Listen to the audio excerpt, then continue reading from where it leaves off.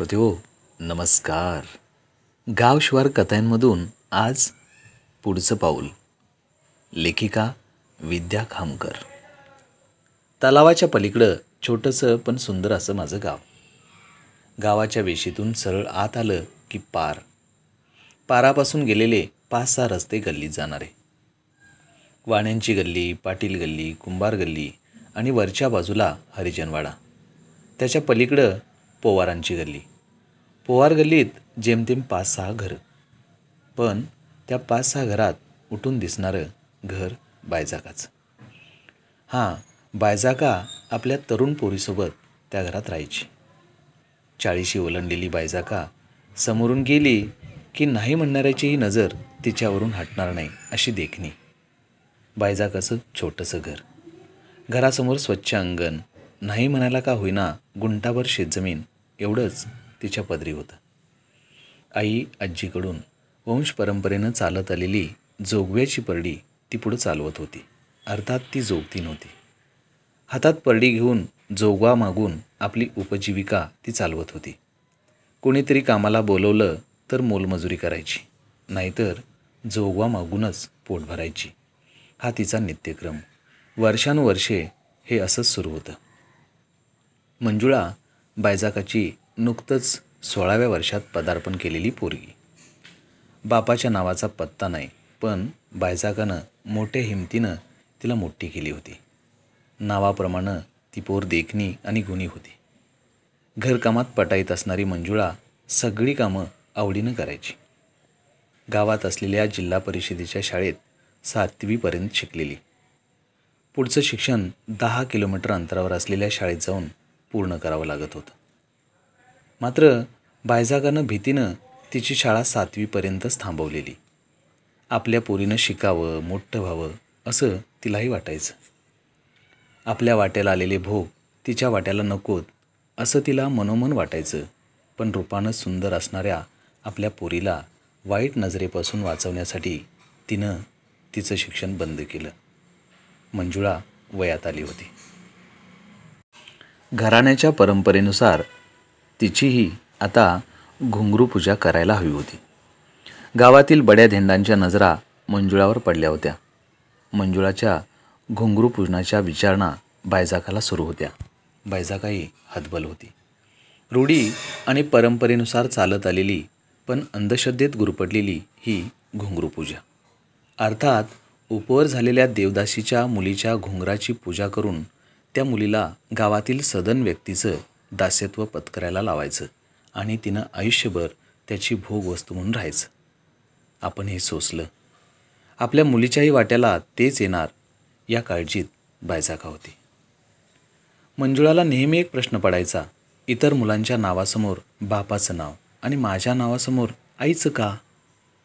तिनं बऱ्याच वेळा आईला विचारलंही, पण तिला उत्तर मिळालं नव्हतं. मालकाने तुला वाड्यावर बोलिवलंय, सावकाराचा नोकर बायजाकाच्या अंगणात येत बोलला. आवाजानं बायजाकाच्या काळजात धस झालं. काय करू हा प्रश्न तिला पडला, पण नाईलाज होता. आयुष्यभर आपण त्याची दासी झालो आणि आता त्याची नजर पोरीवर, पण इलाज नव्हता. परिस्थिती आणि परंपरा आड येत होती. तू हो पुढं, मी आलोच, जड मनानं बायजाका बोलली. नाही वय करत बायजाका वाड्यावर पोचली. ये बायजा, कशी आहेस? ओसरीवर बसलेला सावकार बोलला. हाय की बरी. ते नव्ह, तुझी पोरगी आता वयात आली या, कधी करणार तिची घुंगरू पूजा? सावकार हसत बोलला. होय, करायचं की मालक, पोरीला विचारायला तर पाहिजे, भीतभीत बायजाका बोलली. विचार लवकरच आणि उडून टाक बार, आम्ही आहेच तयार तिच्या स्वागताला. माझघरातून सावकाराची बायको हे सारं ऐकत होती. तिच्या मस्तकात झिंझिण्या उठल्या. न राहून ती बाहेर आली. अव काय वाटल ते बोलतासा, तिच्या वयाची पोरगी तुम्हाला आहे याचा तरी विचार करा. सावकाराची बायको बोलली. तुम्हाला नको त्या गोष्टीत नाक खुपसायला कुणी सांगितलं? मुकाट्यानं आत जा. सावकार दरडावून बोलला. परिस्थितीपुढं सावकाराची बायको हतबल होती. ती आत गेली. होय बघतो की म्हणत बायजाका बाहेर पडली. इकडं मंजुळा तिची वाट पाहत होती. कशाला बोलवलं होतं वाड्यावर? बायजाकाला दारातच अडवत मंजुळा बोलली. काय नाही, नको त्या चौकशा तुला कशाला? नाही आई, सांग ना ग, तुझ्या मनातील चलबिचल मला दिसते. बायजाकाच्या जवळ जात मंजुळा बोलली. काय सांगू तुला, तुझी घुंगरू पूजा कधी लावायची याचा विचार त्याच्या डोक्यात चाललाय आणि ते विचारायला मला बोलिवलेलं. एका दमात बायजाका बोलली. घुंगरू पूजा आणि माझी काय असतं हे? अगं, आपल्या समाजाची ही परंपरा आहे. पोरगी वयात आली की सदन व्यक्तीसोबत तिची घुंगरू पूजा लावून द्यायची आणि जन्मभर तिनं त्याची दासी बनून राहायचं. म्हणजे तू माझं त्याच्याशी लग्न लावून देणार का? नाही लेकी, याला लग्न नाही म्हणत. आपल्या परंपरेनुसार तू त्याची दासी बनून राहायचं, एक भोग वस्तू म्हणून त्याच्या सर्व इच्छा पूर्ण करायच्या. डबडबलेल्या डोळ्यांनी बायजाका बोलली. नाही आई, मला हे मान्य नाही. मलाही मन आहे, मलाही वाटतं इतर मुलींच्यासारखं लग्न करावं, संसार करावा, कुणाच्या तरी नावाच्या 3 गाठी गळ्यात घालून मिरवावं. नाही पोरी, एवढं सोपं नाही ते. कोण करणार जोगतींच्या पोरीशी लग्न? आपल्या नशिबी नाही ते सुख पोरी. आई, माझं शिक्षण बंद केलंस तेव्हाच मी तुला म्हणत होतो मला शिकायचंय, मोठं होऊन तुला सुखी ठेवायचं आहे. तुझ्या यातना मी जवळून पाहिल्या आहेत, माझ्या वाट्याला त्या नकोत. तू ऐकलं नाहीस. रडव्या आवाजात मंजुळा बोलली. पोरी, परिस्थिती पुढं मी हतबल आहे. तुला हे करावंच लागेल. नाही आई, माझ्याशी कोणीच लग्न करणार नाही का? भले तो गरीब असेल, मोलमजुरी करणारा असेल, मी त्याच्या मागे ठामपणे उभी राहीन. भाजी भाकरी खाऊन आम्ही दिवस काढू, पण कुणाचं दास्यत्व पत्करायला मला लावू नकोस. मंजुळा आवेशात बोलत होती. नाही पोरी, जोगतिनीच्या वाट्याला कुठलं आलंय कुकवाचं सुख? तिनं बिन लग्नाच्या नवऱ्यासोबतच आयुष्य काढायचं. नाही आई, मला हे मान्य नाही. थोडी का असेना मी शिकलेली आहे. समाजाच्या या जोखडातून मला मुक्त व्हायचं आहे. जोगतीन देवाची आणि नायकीन गावाची बनून मला जगायचं नाही. मला मुक्त व्हायचं आहे. अनिष्ट रूढी आणि परंपरेच्या जोखडातून बंद मुक्त असं मला जीवन जगायचं आहे. मंजुळाचा हा आगळा वेगळा अवतार पाहून बायजाका अवाक झाली होती. दिवसामागून दिवस सरत होते. मंजुळा बायजाकाबरोबर मोलमजुरी करून पोट भरत होती. दिवसेंदिवस तिचं सौंदर्य अधिकच खुलत होतं. जोगतिनीची पोर म्हणून प्रत्येकजण खडा टाकून बघत होता, पण ती कुणालाच दाद देत नव्हती. तिला आशा होती, तिला जपणारा, तिला स्वीकारणारा कोणीतरी नक्कीच भेटेल. रोजच्याप्रमाणे आजही ती आईसोबत शेतावर मजुरीला गेली होती आणि अचानक तिला तो भेटला, मधू.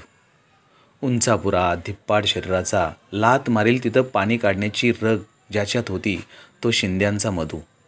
दोघांची नजरानजर झाली. तिनं नजर चोरली, पण त्याच्या नजरेत धिटाई होती. तो हसला, तीही हसली आणि एक वेगळी कहाणी आकार घेऊ लागली. दिवसागणिक मधू मंजुळाचं प्रेम बहरत होतं, फुलत होतं. हळूहळू गावात कुजबूज सुरू झाली. बघता बघता बातमी मधूच्या घरात पोचली. मी ऐकलं ते खरं आहे का? मधूच्या बाबांनी दरडावून विचारलं. होय, खरं आहे. भीत भीत मधूचं उत्तर. अरे, ती जोगतिनीची पोर आहे आणि तू तिच्याशी लग्न करणार? मग काय झालं? ती पण माणूसच आहे ना. जोगतिनीच्या पोटाला आली म्हणून तिचा काय गुन्हा आहे? मी लग्न करणार तर तिच्याशीच. अव पोरांचा एकमेकावर लय जीव आहे. पोर बी लय गुणाची आहे. कशाला पोरांच्या मनाविरुद्ध जायचं? मधूची आई बोलली. पण गावातील लोक काय म्हणतील? अव आपण घट्ट राहिल्याव कोण कशाला बोलतोय? आता तुम्ही ठरवूनच टाकलंय म्हटल्यावर मी काय करणार? होऊन जाऊ दे. बाबांचे हे शब्द ऐकताच मधू वेड्यासारखा धावतच मंजुळाच्या घरी आला. आपण लग्न करूया का? मधूनं मंजुळाला प्रश्न केला. पण जोगतिनीची पोर तुझ्या घरचे तयार होतील?